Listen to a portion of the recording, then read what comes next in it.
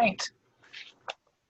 Well, good evening. It is Thursday, June 4th, 2020. I'm Zachary Tucker, and I have the honor of serving students here at ASU-Beebe as the Director of Student Life. Welcome to the next session of our virtual summer series entitled First Year Information, or FYI sessions.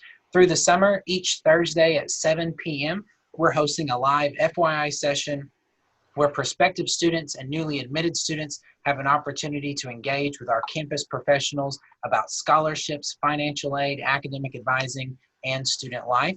Over the next 30 minutes or so, we'll engage with Catherine Burton, the Director of Advising and Learning, and Tyler Biddle, the College Registrar with Admissions and Records, in a moderated conversation about applying for fall classes here at ASU-Beebe, followed by an opportunity for you to ask some questions directly to the staff using the chat box here on Facebook.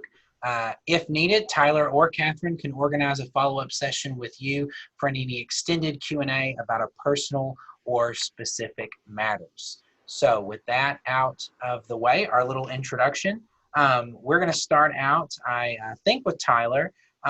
So for our prospective students out there who are looking at applying for the fall, what are ASU-Beebe's admissions requirements? So here at ASU-Beebe, we do require that students have to have at least a 15 composite on their ACT or a 227 on the AccuPlacer Next Generation Reading Test. So as long as students have either of those placement scores, they're eligible to be admitted here to ASU-Beebe in any program. They also do need to make sure they've taken those tests within the past 5 years. Awesome, awesome. So what all does a student have to do to be submitted, or what do they need to do to submit an application and to be admitted? So if for a new student, like all students, they'll need to submit an application for admission here to ASU-Beebe. And that application is available at asub.edu/admissions. In addition to that application, they'll need to submit their final high school transcript or GED, as well as their placement scores from the past 5 years, and their immunization records showing that they've had measles, mumps, and rubella vaccinations. And if they were born after 1957, they have to show that they've had 2 doses of measles. If they're a transfer student, you'll just need to submit your application for admission and final college transcripts from all colleges you've attended prior. You do not have to submit placement scores to us if you've already completed college level English or math at the previously attended college as well. And then also your immunization records too. And then for transfer students too, if you're bringing in credit to ASU-Beebe, our policy for transfer credit is that any class that's either part of the Arkansas course transfer system, which is the general education classes here in the state, or classes that we have evaluated to be directly equivalent to one of the courses in our catalog, will actually bring in as transfer credit. If you have taken classes at a college that we don't have a direct equivalent for that class, then we wouldn't bring it in.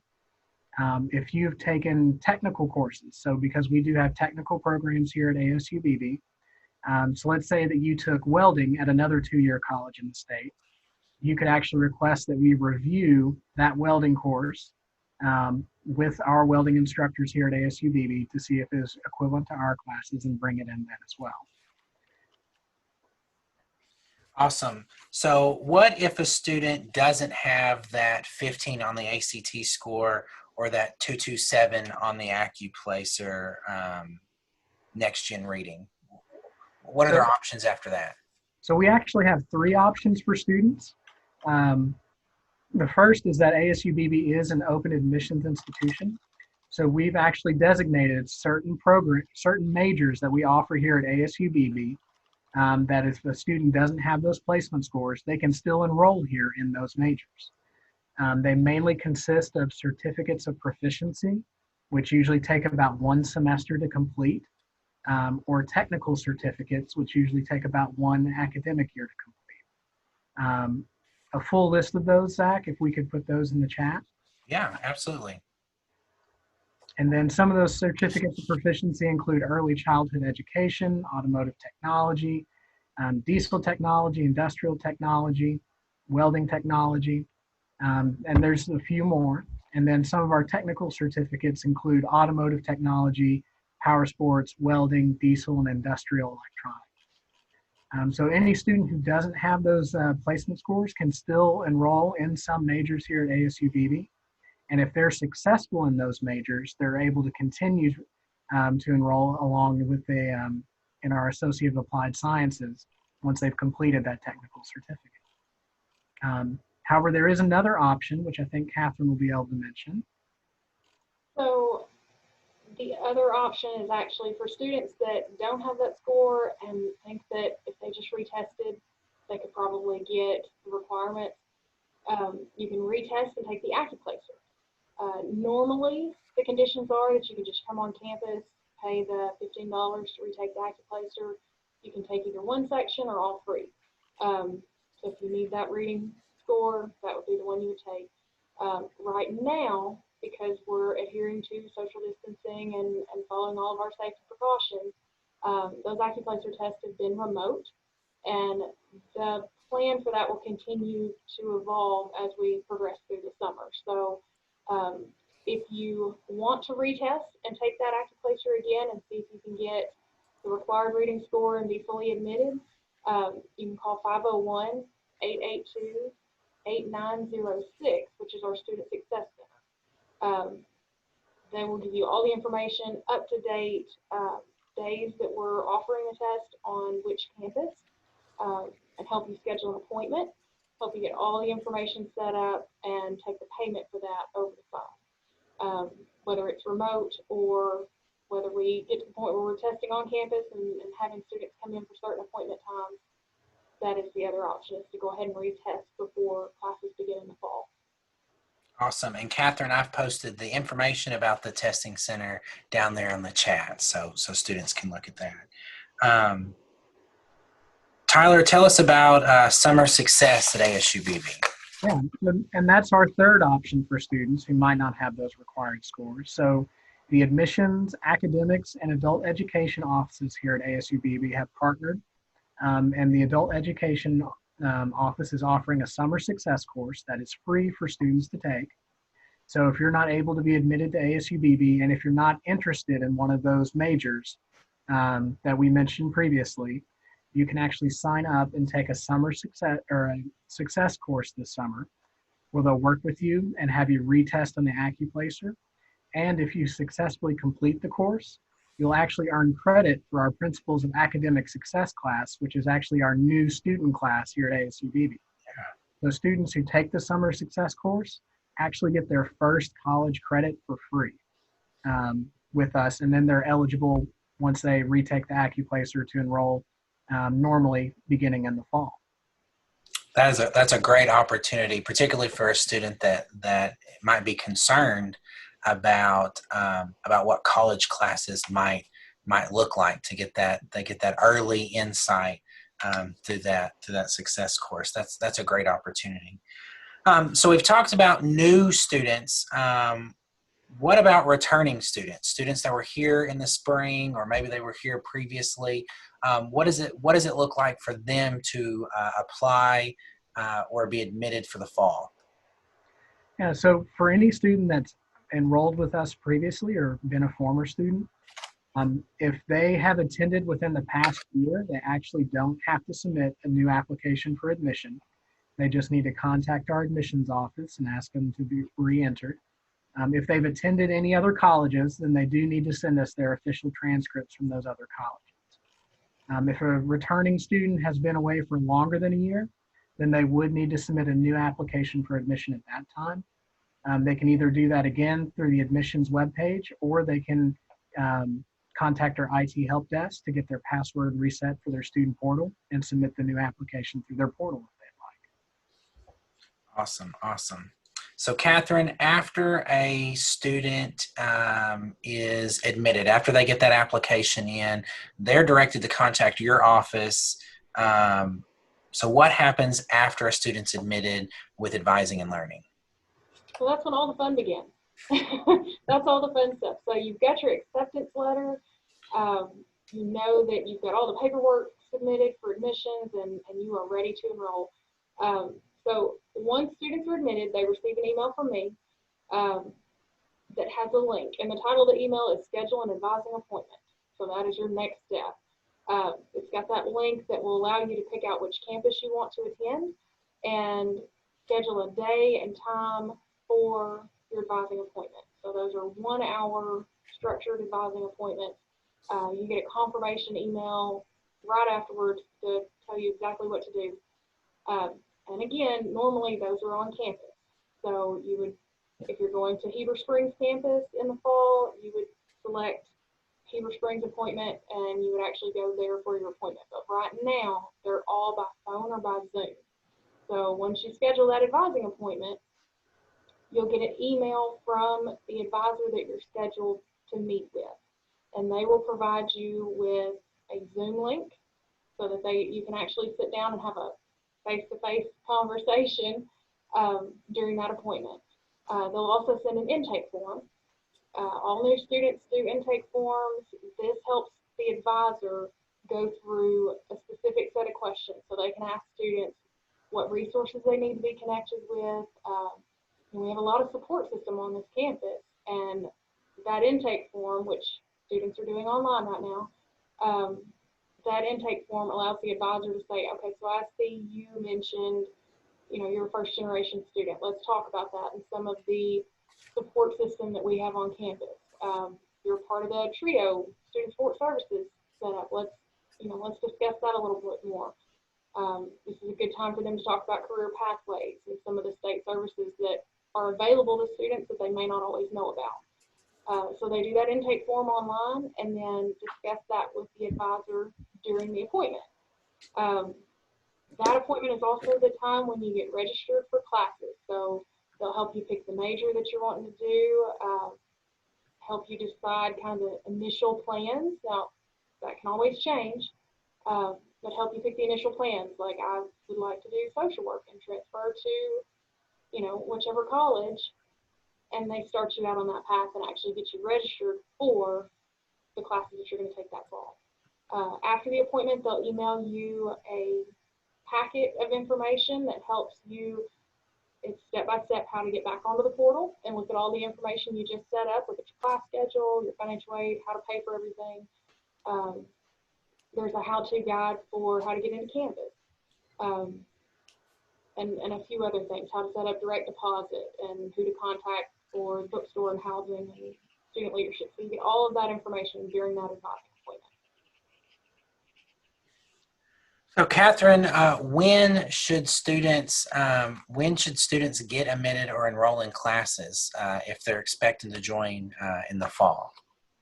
As soon as possible. Registration opened for fall semester mid-March. So our returning students have been registering for classes. Our new students have been registering for classes. If students want a schedule that fits with their work schedule, childcare, driving, if you're coming from a different town and you have to be here at a certain time, or you need evening courses or online courses, now is the time to get that done.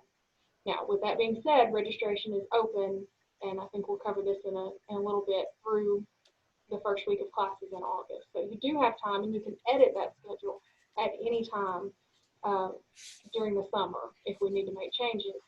But right now is the best time to get registered. When you sit down having a discussion with your advisor, they're also going to point out how to pay for courses, scholarships, financial aid. So getting this done early not only gets you the schedule that you need, but it also helps you check those boxes for things that you're going to need to have done before August and gives you time to get everything completed and ready to go. A little peace of mind. So the earlier the better if you want to make sure that everything looks like you want it to look in the fall. So one of the things I know students can be doing during the summer is that pre-orientation online course that's in Canvas. And Canvas is the platform that all online classes are really where grades and assignments are done, whether they're online or internet assisted courses. but really learning that over the summer. So when, I know you just mentioned it, but for that pre-orientation online module that students can go through, when do they learn how to access Canvas and find that pre-orientation session? That will be part of that conversation that they have with their advisor during that initial advising appointment. That's usually one of the first questions is, okay, I've got my class schedule. I know a few of my next steps.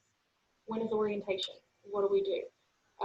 So that online orientation through Canvas is a great option to get more information and actually go through. And it's really interesting the way it's set up. A lot of it is video information, so you can actually just sit down and watch a few short clips.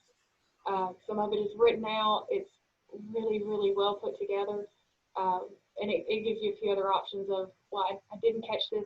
Let me email someone and find this out ahead of time. But during that advising appointment, the advisor will explain, okay, you're going to get a document here that tells you how to log into Canvas. That's where your online courses will be if you're going to take those.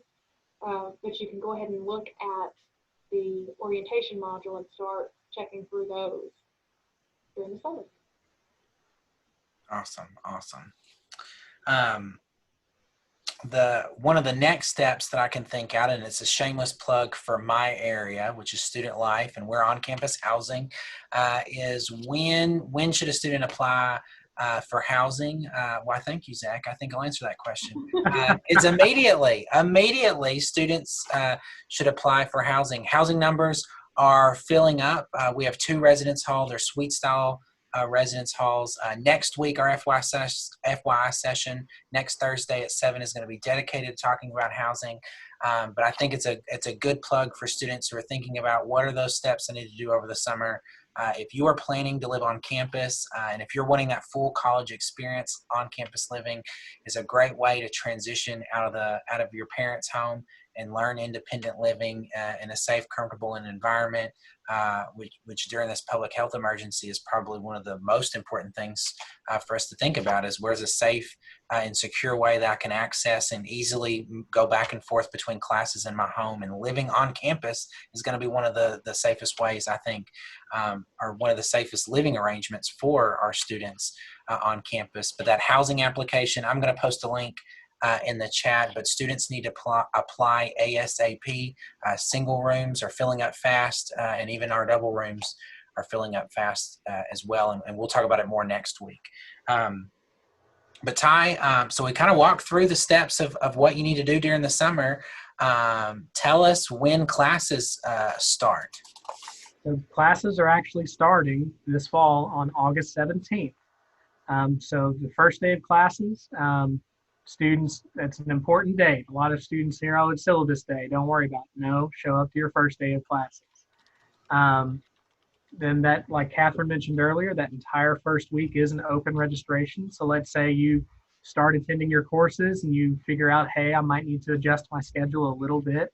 That first week, that open registration period, you can still change your class schedule around a little bit. And it actually would not change your tuition or would not charge you tuition or fees if you unregistered for a class. So that's a good way. Say if you get real gung-ho and you're like, I'm going to take 18 credit hours of classes my first semester, and you get into those first couple of days, you're like, oh no, I need to spend I need to take a little time to adjust. You can do that.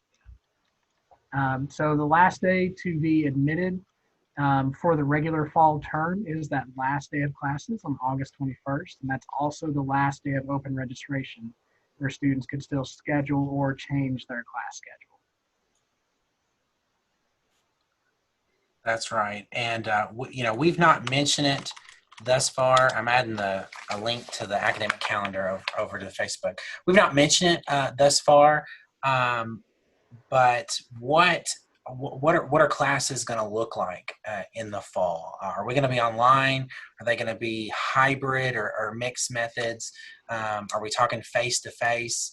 What is the fall going to look like for our students who are thinking about applying and thinking about what that class might feel like? Yeah, at this time, the plan is that we will have face-to-face classes. I know a lot of our faculty have actually been experimenting with a lot of different methods this summer. For some of our students, they were taking, they're having Zoom classes where they would actually log in to a live video like this during the normal class time it would have met. But at this time, we are planning to resume normal instruction this fall. If any changes to that happen, it's going to happen on or be announced on our coronavirus information page, which if you go to the ASU-Beebe website, you can't miss that big banner up top. That's right. And we not only post the updates there, but it's sent to students an email and posted on social media. Awesome, awesome.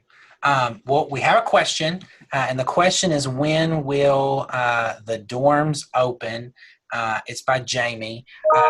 Jamie, we are currently in the process of finalizing the plans for what those first couple of weeks of school are going to look like, where we bring students back to campus, what those move-in days are going to look like, what face-to-face orientation might look like, what welcome week activities are going to look like. I can tell you that move-in is going to be sometime the week before classes start. And it could be as early as the Sunday before classes start, or it could be that week before those classes start. But go look towards ASU-Beebe's website. That application link that I dropped, you can access it there. I will go ahead and drop. We have a move-in day page on our website, and that is where housing is going to be updating the who, what, when, where of what move-in might look like.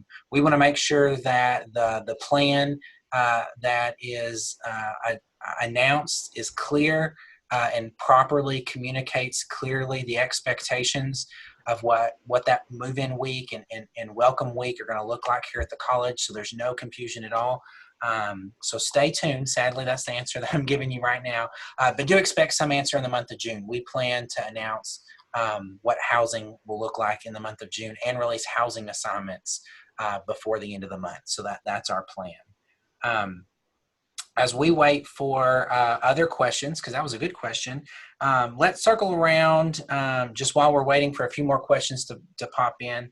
Let me ask the question of both of you, and I might answer when we come full circle maybe, about why should students choose ASU-Beebe? So I would say, as someone that's worked not only here at ASU-Beebe, but as a higher education professional, I've worked at Arkansas Tech and the University of Central Arkansas. The one thing I would say is that we're a small campus with a lot going on. Our students here at ASU-Beebe can become just as involved in student organizations, especially with the organizations Mr. Zach Tucker here advises. We have a very active student government. Even though we're a community college, it almost feels like we're a small private liberal arts college for our students, even our students who are in our career technical programs, where I call it the 2-year terminal degree, because once they finish that 2-year program in our career education office or department, they're able to go straight into the workforce, sometimes making a lot more money right out the gate than someone that came out with a bachelor's degree. But then also too, just the opportunities we have for students who start here and want to move on. We've got over 100 different transfer agreements with 4-year institutions across the state. Like Catherine was mentioning, they'll sit down at that first advising appointment, and we'll be pulling up those agreements with these other 4-year colleges so that students will have a seamless transfer. We're also very, very affordable here at ASU-Beebe.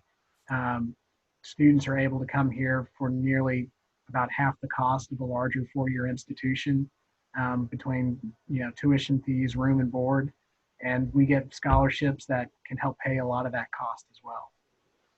So I would just say, from working at other institutions and then coming here and just seeing that we offer all the same things as a larger institution, but in a package where students can really engage and get to know their faculty, get to know the staff and each other. Awesome. Catherine? This is my favorite question. As a graduate of ASU-Beebe, this is kind of a meaningful explanation.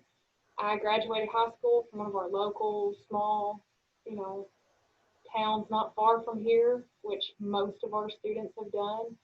Come into ASU-Beebe, and Zach, you'll love this. I lived on campus because it's affordable, because there was a scholarship available.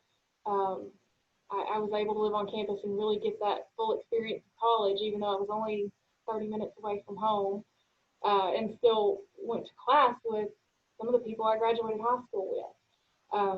So it was really just a different experience than what I think some people expect of a community college. It was not necessarily the commuter driving back and forth and working a part-time job type experience. It was actually the live on campus, get involved in student activities. The clubs are very active. Anything from late night breakfast to Harvest Fest throughout the year. Student government, and it's a small enough campus that it's really easy to get involved. You attend one, back to BB Bash, get a free piece of pizza, and all of a sudden you're part of an organization and you're attending meetings once a week. And that's not even counting the class sizes that, your instructor is going to know if you're going to class or not. So when you register and you don't show up the first day, they know. They're required to take attendance. If you don't show up half the semester and then go to talk to them about a grade at the end of the semester, they will know because they know who you are. They've been looking for you all semester. So on the other side of that, if you're going to class and they know who you are, they're more likely to have that discussion with you about what we can do to make sure you complete this class successfully. Here's what we can do and here's what's available to you. So the support available and having a small enough environment that you can actually get involved and be a part of something. It's a huge deal. It's not always something you can put on the cover of a view book, but ASU-Beebe is pretty special. Absolutely. And Catherine did mention not only when she was a student here did she live in the residence halls, but I had the honor just the other day to add her portrait to the wall in the in the Stevens room of the student center because she was student body president her second year on campus. So there's like you go for a free piece of pizza and all of a sudden you're part of a new student organization. Student government. Absolutely. And that would be my answer to the question. Why should students choose ASU-Beebe? Both of you mentioned it. It's a small enough campus environment to where a student doesn't feel lost in the big nebulous that is college. A lot of times going off to college seems like, oh, I'm going off to this humongous institution where I'm just going to be a number. In fact, they give you a student ID number at the beginning. And that's not really ASU-Beebe. It's a small campus environment. You're still getting the same quality education that you would get if you went to a big 4-year institution for the 2 years that you're here. But you also get that out of the classroom experience. Our marketing slogan is more than just the classroom. And as the student life guy, I was like, yes, we're getting PR for the programs that we offer. But it really is important to that experience. I know a lot of times when I talk to students and they make the decision that they're going to go to community college, they feel that they're making a disappointing decision, right? I'm making a decision because of finances. I'm making a decision because of personal life. I need to be closer to my family. And whether that's a non-traditional student or your traditional out of high school student, a lot of times that choice of I'm going to a community college is I'm not going to get that college experience, that I'm literally just going to Zoom to campus, take classes, be out. And that's not what an experience could be like at ASU-Beebe. You're right. There are activities all the time, and we're exploring how we continue to have those fun and engaging activities while social distancing in the fall. And we got some pretty good ideas that students themselves have come up with that we think are going to be successful. But a big piece of what I love about ASU-Beebe, and I would encourage any student out there, is if you want that full college experience of getting involved in student organizations, of meeting new friends, of connecting to services to help support you during your academic career. If we weren't experiencing COVID-19 COVID-19 this fall, 2020, I would be telling you about a lot of the trips that we do off campus where we take students, to Memphis to a civil rights experience, to DC, to New York, to Dallas. We're constantly taking students and giving them opportunity, and all these things are usually free for students. And there's more than just the classroom at ASU-Beebe, and that's one of the biggest things that I could think about. We have a lot of great community college partners, other institutions that are 2-year across the state, but I don't know that any of them engage students as well as we do in making them all feel part of that Vanguard family as we do at ASU-Beebe. So, no, that's a great question. Great question that I asked. You asked it. But collectively, we came up with a question. So we've just expired a little over 30 minutes, but if y'all are up for one more question, I'd be interested in what each of you think. What is the one thing a fall incoming student should think about that maybe they're not thinking about? I know we've talked about process through tonight's little session of the mechanics of apply for this and you'll get this email and that sort of thing. But if there is like a golden nugget that when you started your first year of college that you wish you knew the summer before you started, what's that one thing, Tyler? Start connecting with other students going to ASU-Beebe this summer before you get here. Some of the best friends that I made in college were students that I met through orientation. And we ended up just being good friends all through college. So start connecting and reaching out and finding peers and friends, because those are going to be your friends all throughout your time here at ASU-Beebe and probably afterwards too. So don't sit home and be like, oh, college starts in fall, I'll think about it in fall. Download the ASU-Beebe mobile app. So even though we can't necessarily physically meet right now, you can get on the wall and you can start talking to current students that are already here and start asking them questions.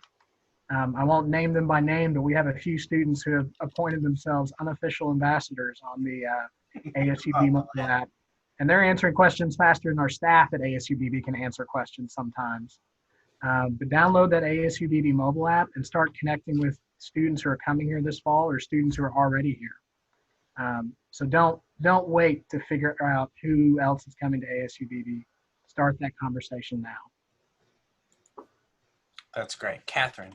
Okay, so I have two, and I did this on the last live video too. One is ask questions. Any question you have, please ask questions. Call us. Things are a little bit chaotic right now in all of our offices. But call. If you have to leave a voicemail, we will get back to you as soon as we can. But any question you have, whether you think it's silly or whether you think it's relevant, just ask it, because it might be the most important thing that you need to ask someone, and make sure that we get you that answer as soon as possible. So the other one is start researching degrees, and this is just the advising side coming out. Look at our website under the degrees that we offer, and start looking at the jobs that you would want to have, because the whole goal here is to be able to put that degree and that diploma to work. So start looking at what you want to do and do job searches. Look at the degrees that are required to do the job that you want to do and work backwards. Look at the bachelor's degree or the master's degree or the associate's degree, the technical certificate, the certificate of proficiency that you need to do the job that you want to do, and figure out what that pathway is for you. And that way, when you sit down with someone, with an advisor or a faculty member, or someone in that area, you know kind of what questions to ask, and you're already headed in a direction and you have some options. So start doing that research now. It's a lot of fun work, and kind of the homework assignment that you can start on before school starts. In the summer, that's right. Some advice I was given was when you're finished, be able to say I am a, not I have a degree in. That's a good thing. And doing that backwards planning. What do I want to do and what degree plan do I need to do to get there? That's good. And being intentional about, it's good also about being intentional about where you're going to be spending your next time, whether it's 2 or 4 or 6 years of education in higher ed, because you're spending somebody's money, right? Whether it's your own personal money, whether you're taking out a loan and you're gonna have to pay that money back, or whether you're using scholarship money, or you're beneficial enough to have family help contribute to your education. You're spending somebody's money, so making sure that you're spending it wisely, and working towards that career that you're interested in. That's good advice, Catherine. That's good advice. Oh, I like both of y'all, and I know why, because you are passionate about students, and you got the right answers for students. I'm going to cheat and do 2 as well. I was going to say, of course, housing, and not just because I'm over housing. I lived on campus when I went to college. I didn't attend college here at ASU-Beebe, but I did attend college at the state's only open enrollment 4-year institution, because that's what I needed to get into college. And I chose to live on campus. You know, when you make that choice on what am I going to be doing in the fall, it's real easy to say I'm going to stay home because it's something I'm comfortable with and I'm just going to go to classes. But it's really transformational when you're living the same place that you're going to class, the same place that you're socializing. You really build life. All of us have lifelong friends that we built by living on campus and connecting with people and being engaged. And I know for a fact that if I was in a boll weevil, that I'd be a completely different person.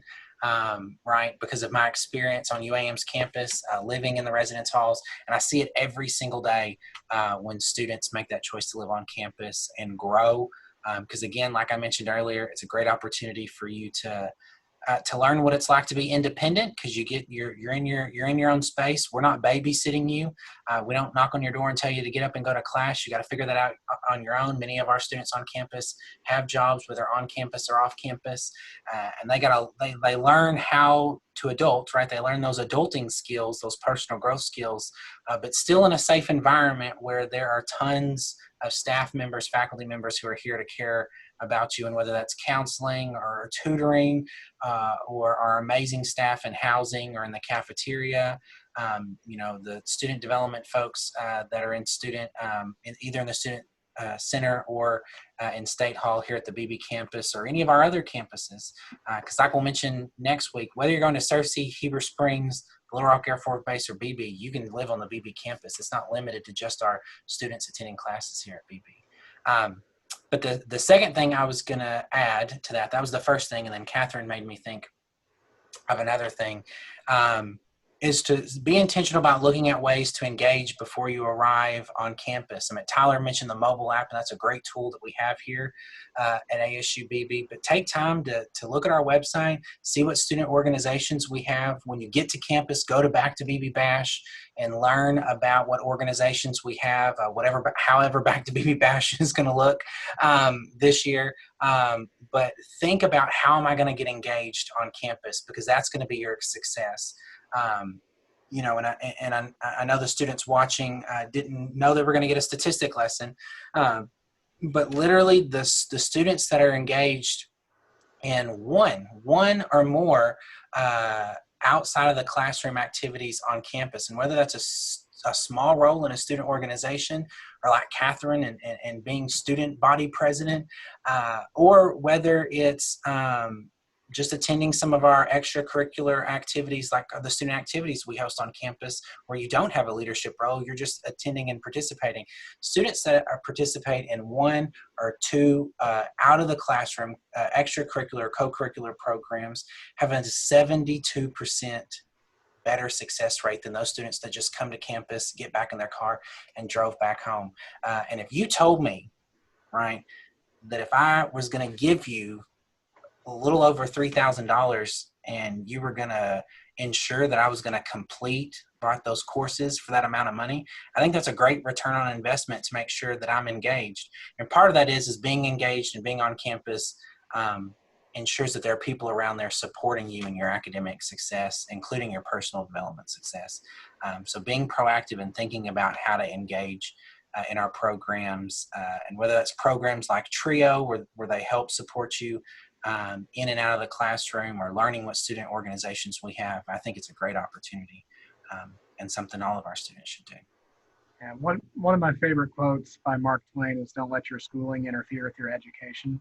And so, Don't tell the faculty that. no. Well, here's the thing though. You're going to take what you're learning in the classroom and you're going to apply it with the organizations you get involved with outside. All three of us were student government back in our undergraduate days, and you're going to experience a whole lot outside the classroom that's going to prepare you by being involved than you will just from, like Zach said, going in the classroom and immediately heading back home afterwards. And I have to say, some of my favorite college memories weren't necessarily 2 p.m. in a lecture hall, but it was 2 a.m. in the lobby of my residence hall on a weekend, though, on a weekend. Yeah. Inside visitation hours. Absolutely. Well, I think this was a great session for students to get an idea of what the beginning of fall might look like, those steps for them to apply here at ASU-Beebe to get enrolled after they're enrolled in classes and orientation and what some things to look like, that will look like. I want to thank everybody for viewing this, whether you're viewing it live or you're viewing it later. All of these video recordings are going to be posted on ASU-Beebe's website. There's a link in the Facebook chat if you want to know where to go back and look at it later. It's asub.edu/new-student/FYI. I want to thank Tyler and Catherine for their time this evening for us to talk to students about student success and enrolling for classes in the fall. I'm super excited about our next episode, which is Thursday, June 11th, and it's about housing, which is what I do, and I'm super excited to be able to talk to students about housing and hopefully give them a little insight of what to expect. Again, I want to thank everybody for joining us, and we'll see you next week for this FYI session series. Night.